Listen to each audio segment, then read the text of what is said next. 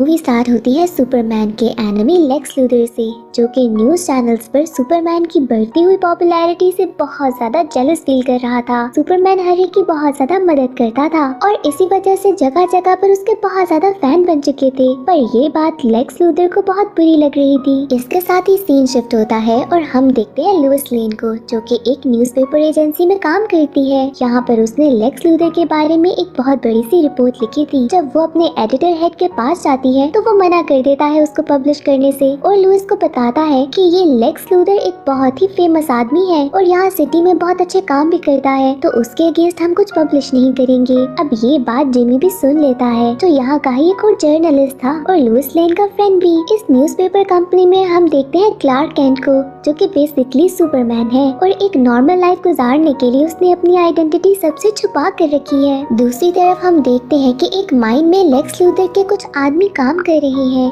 यहाँ पर इनको एक हिडन स्पेसशिप मिलती है। दूसरी तरफ सुपरमैन अपने घर पर था। यहाँ पर हम लुइस लेन को भी उसके साथ ही देखते हैं। उसको ये नहीं पता था कि सुपरमैन ही क्लार्क कैंट है। सुपरमैन को इस बात का बहुत डर लगता था कि अगर उसकी आइडेंटिटी पता चल गई तो शायद लुइस लेन भी किसी खतरे में आ जाए। वो बहुत बार पूछती थी कि मुझे अपनी रियल आइडेंटिटी बता दो, पर सुपरमैन ने उसे कभी भी ये नहीं बताया। वो बहुत ही ज्यादा डरता था कि लुइस किसी खतरे में ना पड़ जाए। दूसरी तरफ उस माइन के अंदर जो स्पेसशिप थी, उसमें से एक बहुत बड़ा सा हाइपर एक्टिव मॉन्स्टर बाहर निकलता है, जिसका नाम डूम्सडे था। वो स्पेसशिप से बाहर निकलते साथ ही अपने सामने आने वाले हर इंसान जानवर को मार रहा था। आहिस्ता आहिस्ता ये डूम्सडे अब सिटी की तरफ आने लगा था और अपने रास्ते में जो भी इसको रोकने के लिए आता था उसे मार देता था। ऐसे ही यहाँ पर मिलिट्री भी पहुँच गई थी, बट किसी भी चीज का असर डूम्सडे पर हो नहीं रहा था। अब जैसे ही सुपरमैन को ये न्यूज पता चलती है, वो भी डूम्सडे को रोकने के लिए पहुंच जाता है। सुपरमैन की हर तरह की कोशिश के बाद भी डूम्सडे रुक नहीं रहा था।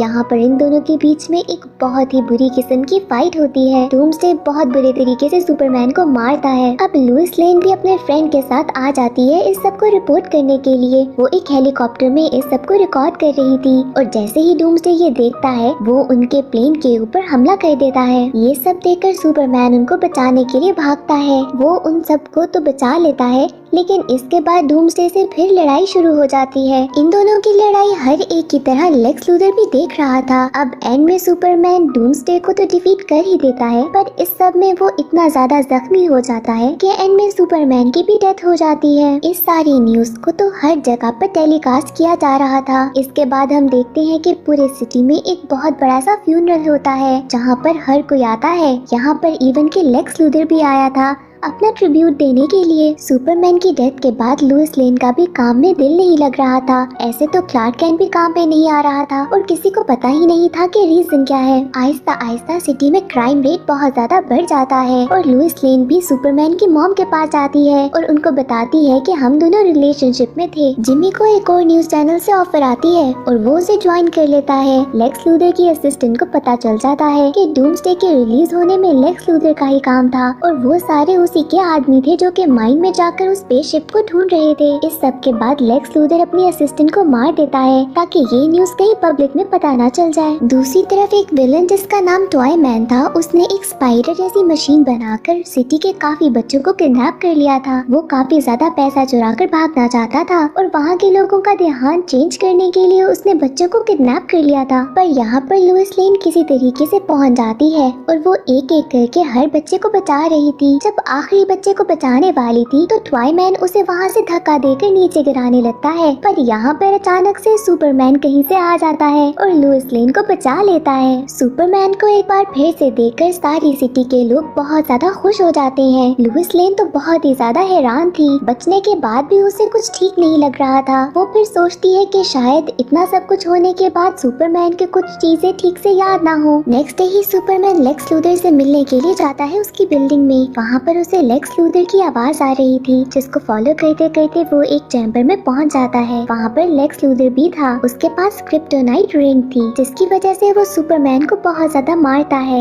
यहाँ पर पता चलता है कि ये तो रियल सुपरमैन है ही नहीं और इसे लेक्स लूथर ने ही बनाया था। उसने सुपरमैन के डीएनए और सेल से ही सुपरमैन क्रिएट किया था और साथ ही हमें पता चलता है कि उसने सुपरमैन की बॉडी को भी अलग से प्रिजर्व किया है। यहाँ पर लेक्स को पता ही नहीं था कि सुपरमैन अब भी जिंदा है। है। अगले दिन हम देखते हैं कि लुइस लेन एक पार्टी में जाती है जहाँ पर उसे जिमी भी नजर आता है। वो उसके पास जाकर उसे दोबारा से अपनी ही कंपनी को ज्वाइन करने का बोलती है, बट वो मानता नहीं है।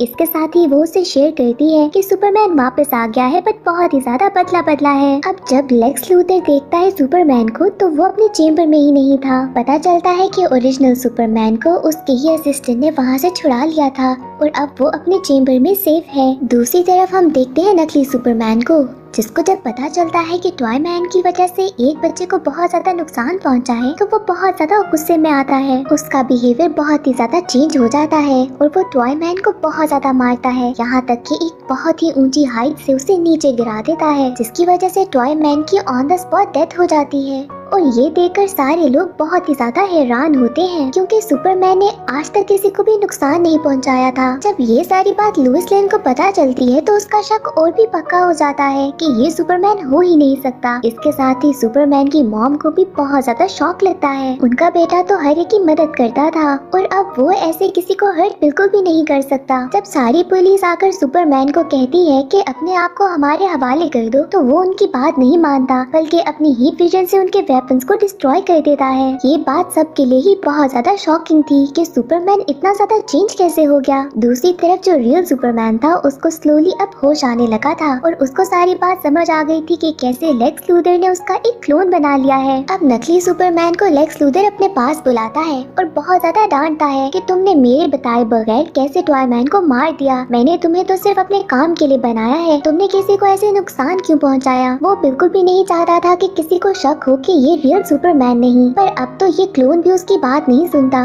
और गुस्से में वहाँ से चला जाता है। लेक्स लूथर उसको ऑर्डर देता है कि रियल सुपरमैन की डेड बॉडी को कहीं से ढूंढ के लेकर आओ। यहाँ पर नकली सुपरमैन बहुत गुस्से में था। वो एक सैलून में जाकर अपने ब्रेन के अंदर से वो सेल निकाल देता है जो कि लेक्स लूथर ने उसमें डाला था। इतनी देर में लेक्स लूथर के पास लुइस लेन आती है।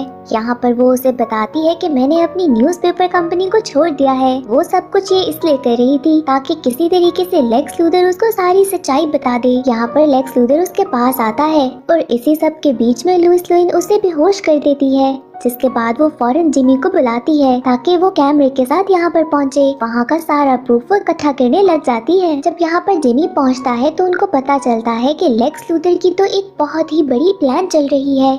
यहाँ पर एक रूम में उनको बहुत सारे क्लोन्स नजर आते हैं। ये सब के सब सुपरमैन के ही क्लोन्स थे। बेसिकली लेक्स लूथर एक सुपरमैन की आर्मी तैयार करने लगा था ताकि वो सारे उसके हुक्म को मान सके। अचानक से लेक्स लूथर भी उठ जाता है और वो उन पर अटैक करने लगता है, बट यहाँ पर नकली सुपरमैन पहुँच जाता है। अब वो लेक्स लूथर के कंट्रोल में तो था ही नहीं। इसके बाद लेक्स लूथर उससे बचकर उसी चैम्बर में जाता है ताकि किसी तरीके से उसको वहाँ पर ला सके और क्रिप्टोनाइट से मार सके। पर इस बार क्लोन सुपरमैन को उसकी ये बात पता थी। नकली सुपरमैन लेक्स लूथर को उस पूरे चेम्बर के साथ ही बिल्डिंग से बाहर गिरा देता है। बाकी सारे लोगों को लगता था कि लेक्स लूथर यहाँ का एक बहुत ही फेमस आदमी है और सुपरमैन उसे इस तरह से ट्रीट कर रहा है, ये किसी को भी समझ नहीं आ रही थी। जिसके बाद सारी मिलिट्री तैयार हो जाती है सुपरमैन पे अटैक करने के लिए। दूसरी तरफ जो ओरिजिनल सुपरमैन था वो पूरी तरह से तैयार कर रहा था खुद को ताकि इस सब से डील कर सके। बहुत ज्यादा डे लाइट लेने की कोशिश भी कर रहा था, पर उसकी स्ट्रेंथ अभी भी पूरी नहीं हुई थी। पर जैसे ही उसे पता चलता है कि सिटी में बहुत अफरा तफरी मच रही है, वो फौरन प्लान करता है कि अब मुझे चले जाना चाहिए। वो अपना सोलर सूट पहन लेता है ताकि जितनी ज्यादा सोलर लाइट वो एब्जॉर्ब करेगा उतना ही वो स्ट्रॉन्ग हो जाएगा। सुपरमैन अपने साथ क्रिप्टोनाइट गन को भी लेकर जाता है ताकि उस क्लोन सुपरमैन को हरा सके। यहाँ पर अब सुपरमैन पहुँच चुका था सिटी में और इन दोनों की लड़ाई स्टार्ट हो जाती है। यहाँ पर मिलिट्री बहुत ही ज्यादा कंफ्यूज हो गई थी कि रियल सुपरमैन कौन सा है